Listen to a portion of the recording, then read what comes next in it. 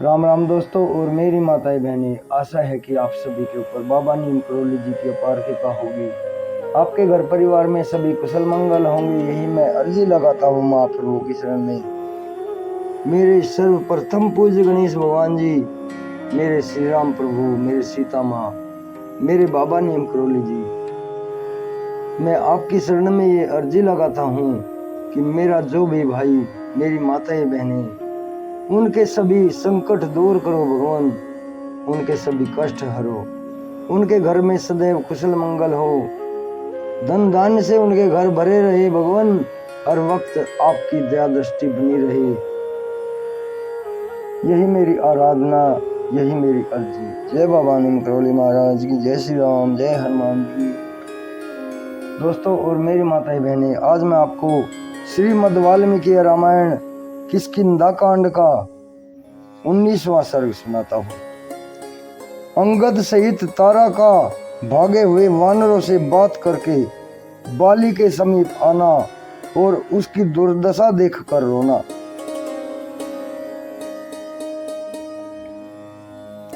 वानरों का महाराज बाली बाण से पीड़ित होकर भूमि पर पड़ा था। श्री रामचंद्र जी के युक्ति युक्त वचनों द्वारा अपनी बात का उत्तर पाकर उसे फिर कोई जवाब न सूझा। पत्थरों की मार पड़ने से उसके अंग टूट फूट गए थे। वृक्षों के आघात से भी वह बहुत घायल हो गया था और श्री राम के बाण से आक्रांत होकर वह जीवन के अंत काल में ही पहुंच गया था। उस समय वह मूर्छित हो गया। उसकी पत्नी तारा ने सुना कि युद्ध स्थल में ये वानर श्रेष्ठ बाली श्री राम के चलाए हुए बाण से मारे गए।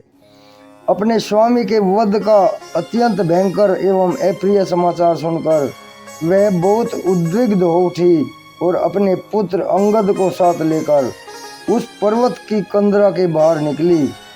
अंगद को चारों ओर से घेरकर उनकी रक्षा करने वाले जो महाबली वानर थे, वे श्री रामचंद्र जी को धनुष लिए देखकर भयभीत होकर भाग चले। तारा ने वेग से भागकर आते हुए उन भयभीत वानरों को देखा। वे जिनके यूथपति मारे गए हों, उन यूथ भ्रष्ट मृगों के समान जान पड़ते थे। वे सब वानर श्री राम से इस प्रकार डरे हुए थे, मानो उनके बाण इनके पीछे आ रहे हों। उन दुखी वानरों के पास पहुंचकर सती साध्वी तारा और भी दुखी हो गई तथा उनसे इस प्रकार बोली, वानरों, तुम तो उन राजा सिंह बाली के आगे आगे चलने वाले थे, अब उन्हें छोड़कर अत्यंत भयभीत हो दुर्गति में पड़कर क्यों भागे जा रहे हो? यदि राज्य के लोभ से उस क्रूर भाई सुग्रीव ने श्री राम को प्रेरित करके उनके द्वारा दूर से चलाए हुए और दूर तक जाने वाले बाणों द्वारा अपने भाई को मरवा दिया है, तो तुम लोग क्यों भागे जा रहे हो? बाली की पत्नी का यह वचन सुनकर इच्छानुसार रूप धारण करने वाले उन वानरों ने कल्याणमयी तारा देवी को संबोधित करके सर्वसम्मति से स्पष्ट शब्दों में यह समयोचित बात कही, देवी, अभी तुम्हारा पुत्र जीवित है, तुम लोग लौट चलो और अपने पुत्र अंगद की रक्षा करो। श्री राम का रूप धारण करके स्वयं यमराज आ पहुंचा है, जो बाली को मारकर अपने साथ ले जा रहा है। बाली के चलाए हुए वृक्षों और बड़े बड़े शिलाओं को अपने वज्र तुल्य बाणों से विदीर्ण करके श्री राम ने बाली को मार गिराया है।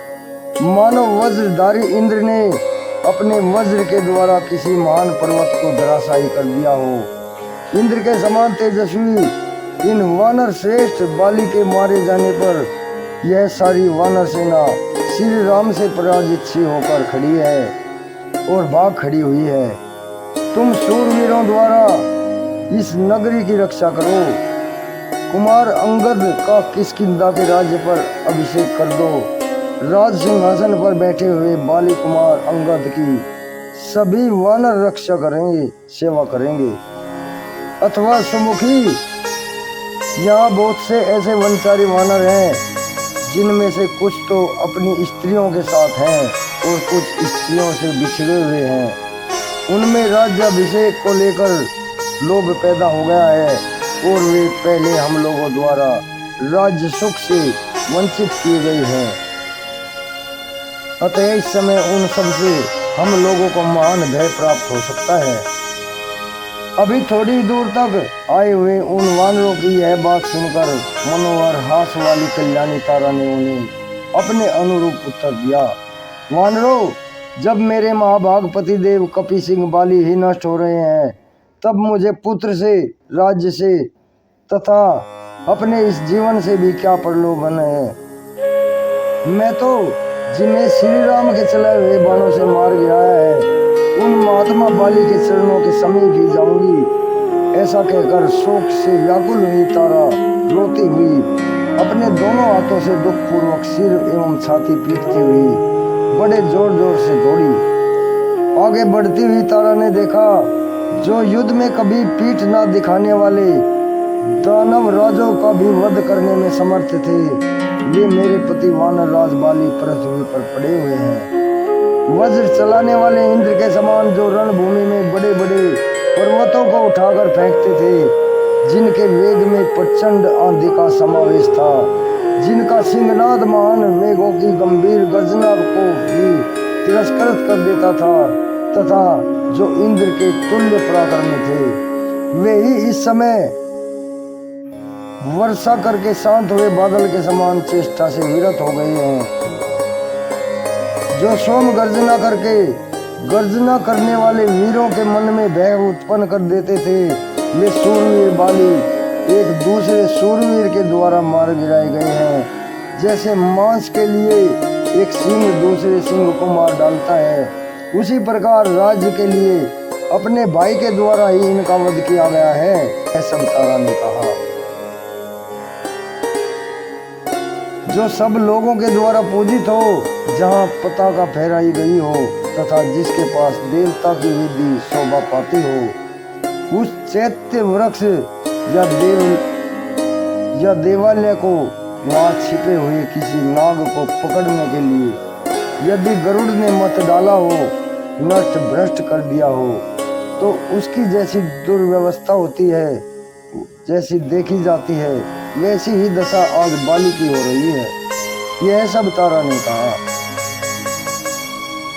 आगे जाने पर उसने देखा, अपने तेजस्वी धनुष को धरती पर टेक कर उसके सहारे श्री रामचंद्र जी खड़े हैं। साथ ही उनके छोटे भाई लक्ष्मण भी हैं और वहीं पति के छोटे भाई सुग्रीव भी मौजूद हैं। उन सबको पार करके वह रणभूमि में घायल हुए अपने पति के पास पहुंची। उन्हें देखकर उसके मन में बड़ी व्यथा हुई और वह अत्यंत व्याकुल होकर पृथ्वी पर गिर पड़ी, फिर मानो वह सोकर उठी हो।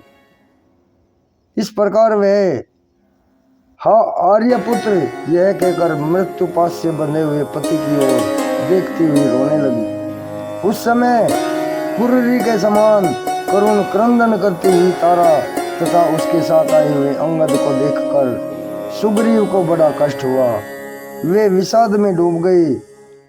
इस प्रकार श्री वाल्मीकि निर्मित आस रामायण आदि काव्य के किष्किंधा कांड में 19वां सर्ग पूर्ण हुआ। जय श्री राम, जय बाबा नीम करोली महाराज, जय हनुमान श्री राम। दोस्तों और मेरी माताएं बहनें, आज 19वां सर्ग पूर्ण हुआ है। कल मैं आपको 20वां सर्ग सुनाऊंगा, तारा का विलाप करते हुए श्री रामचंद्र जी से और बाली से बातें पूछना। अभी आज्ञा लेता हूँ, कल सुनाऊंगा तारा का विलाप।